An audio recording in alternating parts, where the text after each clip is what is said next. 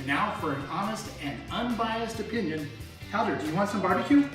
Come on. There you go. The tail don't lie, mister. Hey everybody, I'm Dan Olson from Hog Wild Barbecue. Today I've got a real treat for you. What we're going to do today is we are going to make a smoked whole chicken, and then we're going to pair that with a side of bacon wrapped asparagus.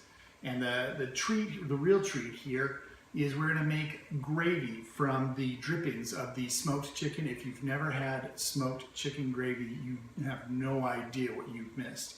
First thing for this, we've got our chicken here. We're preparing a brine. It's important to note, no salt, no added salt. If you buy a chicken and it has salt already in that, you need to take that into consideration when you're making your brine. So what I have some hot water here. I have half a cup of salt, a quarter cup of brown sugar. I like to do about half of the brown sugar that I'm doing of salt. I have some minced garlic that we're going to throw in. And over here, I have some smoked chicken stock from the last chicken that I smoked. It's gonna, kind of infuse that smoky flavor into the chicken before we even get it onto the smoker. So I'm gonna go ahead and we're going to mix all of this together. The reason that we are heating the water is to make sure that that salt gets well dissolved. I have done this before by putting salt just simply into cold water and brining the chicken in it, and then put it in the fridge and come back the next morning, and at the bottom of the pan there was by and large all of the salt. So we're going to heat up the water so that it can all melt down. And here's our smoked chicken stock.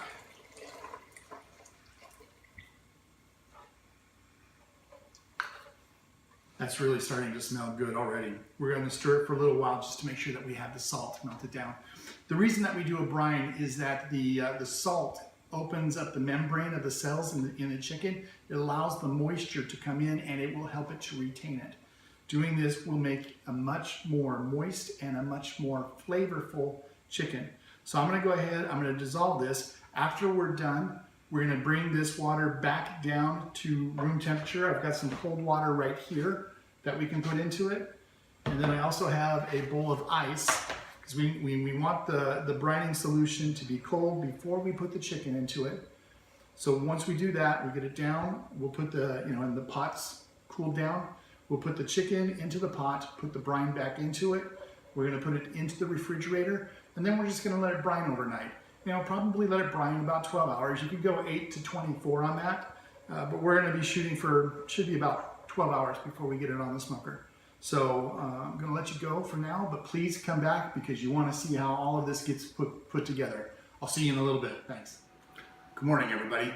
Glad that you're with me. Okay, so we've let our chicken brine overnight, went for about 12, 13 hours. Things that I have here, I made a compound butter. And what this consists of, it's about 3 ounces of softened butter. I chopped up some sage because that's just a really wonderful herb to go with chicken. Put in a little bit of garlic powder, put in a little bit of Lawry seasoning salt. We're gonna rub this under the skin of our chicken. And then over here, I have a spice rub that I made. SPG, salt, pepper, garlic, some cumin, some paprika, pretty basic stuff. So we're gonna go ahead, we're gonna finish getting this prepped and ready, and then I'll show you what's next. So watch, we'll go ahead, we take the butter. You gotta lift your finger up underneath the bird, try and separate the skin without breaking it, hopefully. I have already done that to try and help expedite the process here. But now I'm just gonna rub some of this butter compound underneath it to give it just a little bit of added moisture, give our bird a little bit of added flavor.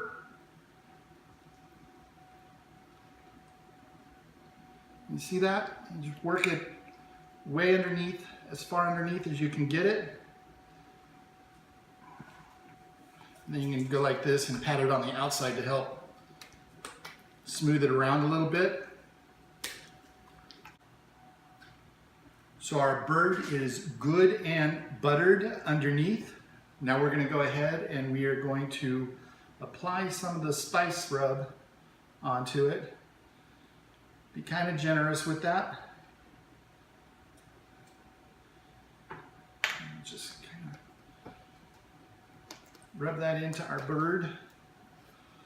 Go ahead and turn it over. Get the back of it as well. Make a little bit of mess on the counter, that's okay. You can always clean that off. Okay. So now I'm gonna set this in the fridge and I'm gonna let it rest for a little bit while I go out and I set up the coal and the fire for our smoke. And so I'll come back in a little bit and I'll show you how we're gonna do this. Hey, we have our charcoal. It's good and ready to go. I thought I might first show you a couple of tips and tricks that I use when I'm smoking. First is in the firebox. I use this just a cheap aluminum foil cake pan. This rests on top of it. What this is going to do is it actually raises this quite a bit. I know that some people will turn it sideways to get some extra lift off of it.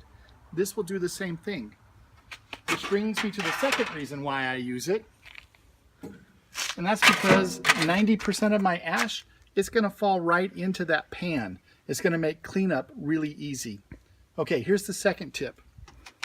I know that a lot of people have like tuning plates, baffles to help control the heat so that it's not hotter next to the firebox than it is to this side. You know, you can buy them, they're about $90 for this machine. Or if you're mechanically inclined, you could probably make one, but I am what you would call mechanically reclined and cheap. So let me show you what I've done. Come on over here. There are grill plates that go into the firebox. I take them, I wrap them in aluminum foil, and I push them up against the firebox so that when the heat comes from the firebox into the cooking chamber, it's going to pop up dead center. So this is where my heat's coming. And then my heat from here is going to disperse to both sides, and I'm going to have the same temperature on both sides of my cooking chamber, and I did that for the cost of some aluminum foil. Okay, let's go ahead and move the grill back over here. I'm going to grab the charcoal.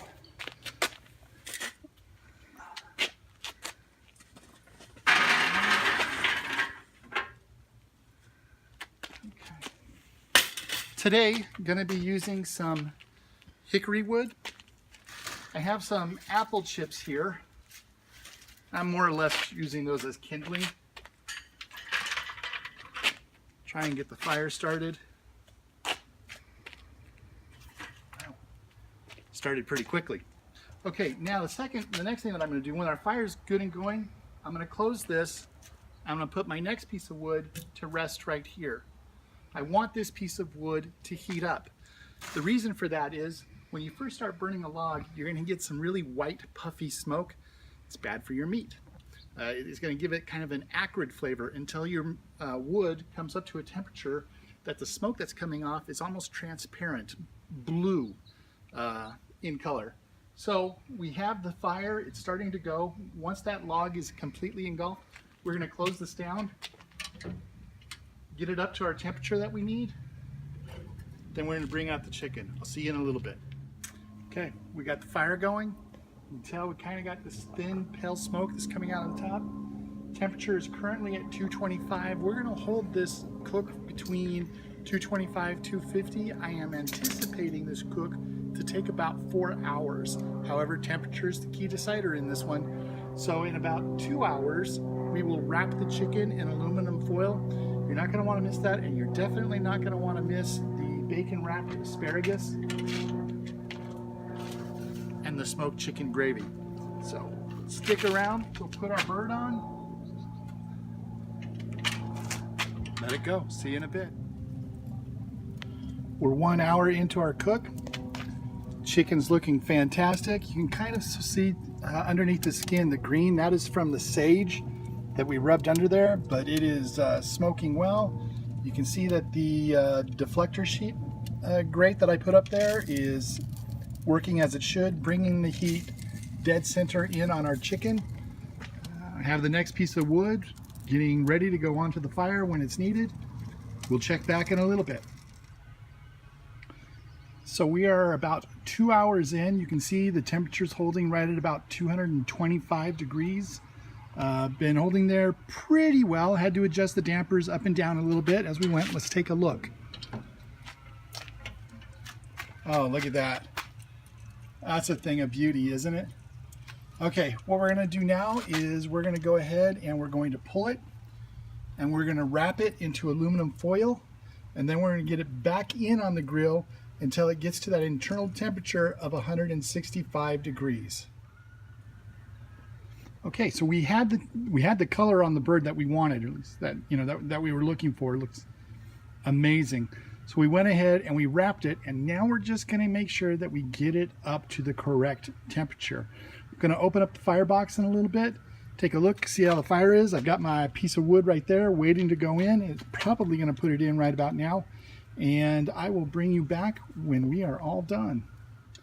All right, so our chicken is just about there. I went out and checked on it just a little bit ago, looking fine. So what I did is I did the prep work on our bacon wrapped asparagus. This is simple, guys. A little bit of extra virgin olive oil, some pepper, some salt.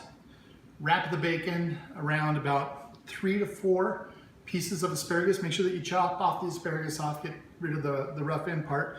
When we cook this, we're going to do it over indirect heat on the grill part.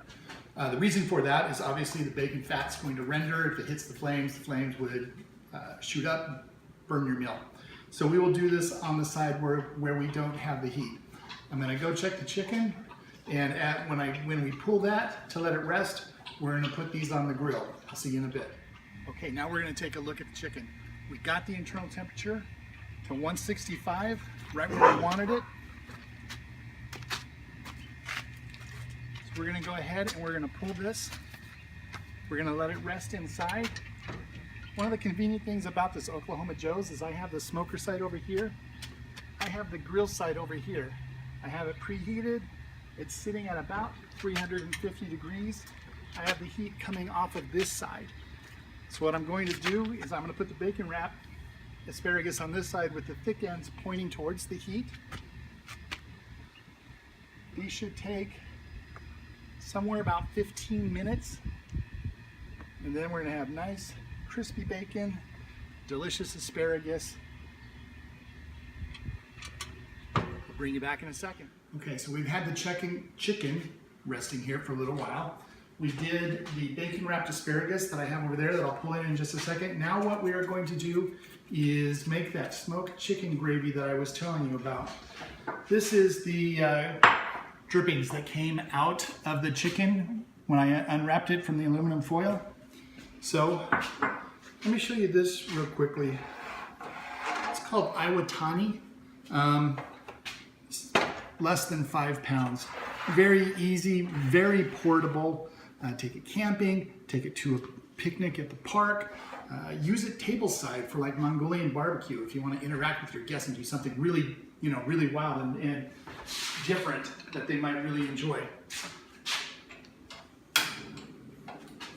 Fire's right up. We're going to build a roux. That's some butter. Once we get the butter melted, going to go ahead and put in a couple of tablespoons of flour.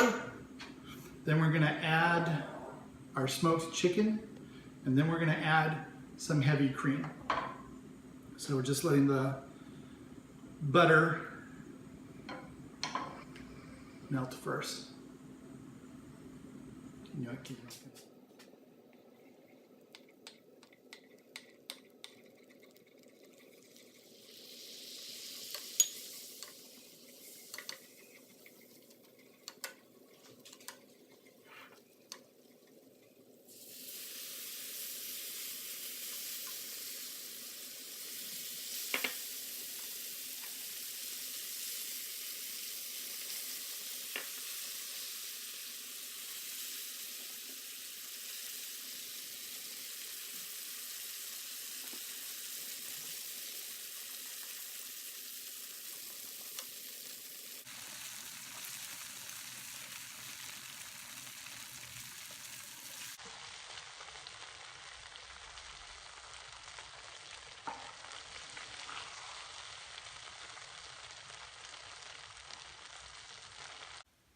Okay, here's our gorgeous looking bird.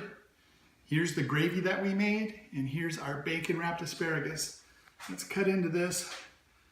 Take a look at, see what, oh, you see all that juice coming off of that? Wow. Yeah, that's gonna be a good meal. I'm gonna go ahead and I'm gonna plate some of this up, and I'm gonna eat. So I'll see you next time. I am Dan Olson. This is Hog Wild Barbecue, and I'm wishing you good day and good barbecue. One quick final thought. Hey Dan, why gravy? Why not barbecue sauce? The answer to that is, I love barbecue sauce. I've done it before on chickens. I will do it again on chickens. However, I'm hoping to show people how to do something different, something creative. And I have yet to see a video of someone use the chicken drippings and make a gravy that tastes like that. It was amazing. The depth of the smoke flavor. Typically, I usually use it on the next day on some country style eggs Benedict. And I use it as a gravy instead of a hollandaise sauce. Okay, one last shot of the Iwatani countertop burner. I will put a link to where you can find one on Amazon if you're interested, as well as everything else that I use and I cook with. Okay, thanks guys.